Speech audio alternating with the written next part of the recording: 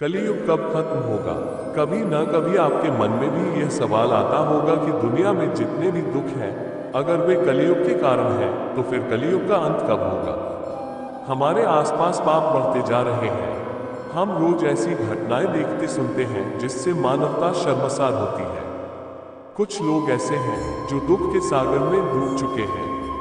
ऐसे लोगों को हर पल इंतजार रहता है उनका दुख दूर करने के लिए भगवान फिर से धरती पर अवतार लेंगे या फिर ऐसा कोई चमत्कार होगा जिससे कि कलयुग का अंत हो जाएगा। कलयुग के अंत की बात करें तो विष्णु पुराण में कलयुग की अंत से जुड़े रहस्य बताए गए हैं। आइए जानते हैं कलयुग का अंत कब होगा, इससे जुड़ी विष्णु पुराण की भविष्यवाणी। कलयुग कब खत्म होगा।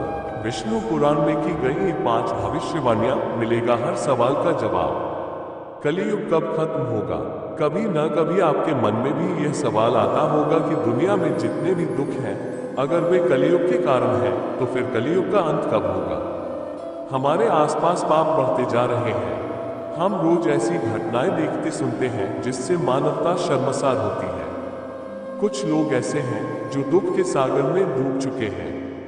ऐसे लोगों को हर पल इंतजार रहता है उनका दुख दूर करने के लिए भगवान फिर से धरती पर अवतार लेंगे या फिर ऐसा कोई चमत्कार होगा जिससे कि कलयुग का अंत हो जाएगा। कलयुग के अंत की बात करें तो विष्णु पुराण में कलयुग की अंत से जुड़े रहस्य बताए गए हैं। आइए जानते हैं कलयुग का अंत कब होगा, इससे जुड़ी विष्णु पुराण की भविष्यवाणी। कलयुग क्या है। द्वापर युग के बाद कलयुग का आगमन हुआ है। हम आए दिन सुनते हैं कि कलयुग के आने से ही धरती पर पाप बढ़े हैं।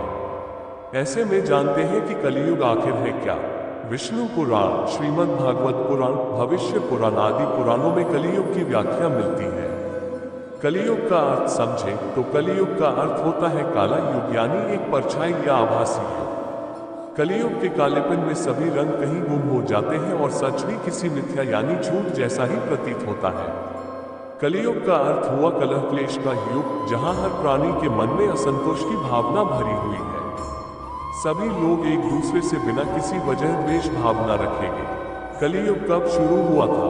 महाभारत के बाद ऐसी कई अप्रिय घटनाएं हुई जिसके बाद कलयुग आगमन की गति बढ़ती गई। जैसे श्री कृष्ण का मानव शरीर को छोड़कर वैकुंठ गमन, पांडवों का स्वर्ग जाना, यदुवंशी कुल का विनाश होना आदि ऐसी घटनाएं थीं जो कलयुग आगमन का संकेत बनी। कलयुग का प्रारंभ 3102 ईसा पूर्व हुआ था। श्रीमद् भागवत पुराण, विष्णु पुराण और भविष्य पुराण में कलयुग के अंत का वर्णन मिलता है। कलयुग कब खत्म होगा। पुराणों के आधार पर कलयुग की समाप्ति की बात की जाए तो कलयुग 4,32,000 साल लंबा चलेगा। अभी कलयुग का प्रथम चरण ही चल रहा है।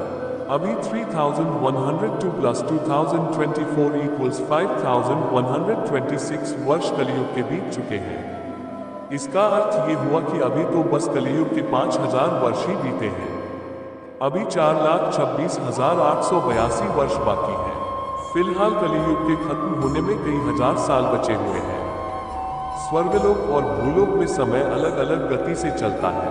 पुराणों के आधार पर अगर देखें तो कलयुग का अंत होने में इससे ज्यादा समय भी लग सकता है, क्योंकि भूलोक यानी धरती जहां मनुष्य रहते हैं और स्वर्गलोक जहां देवता वास करते हैं, वहां समय अलग अलग गति से चलता है। जैसे मनुष्य का एक महीना पितरलोक में एक दिन के समान है, वहीं मनुष्य का एक वर्ष देवताओं के लिए एक दिन के बराबर है। जब धरतीलोक पर किसी मनुष्य के 30 वर्ष पूरे हो जाते हैं तो स्वर्गलोक में देवताओं के लिए 30 साल एक महीने के समय के बराबर ही है। इसका मतलब यह है कि समय हर लोक में अलग तरह से चलता है। कलयुग की चरम सीमा क्या होगी। जैसा कि पहले ही बताया गया है कि अभी कलयुग को गुजरे हुए केवल 5000 वर्ष ही बीते हैं। ये समय कलयुग का प्रथम चरण है। विष्णु पुराण के अलावा ब्रह्मवैवर्त पुराण में कलयुग की चरम सीमा का उल्लेख किया गया है।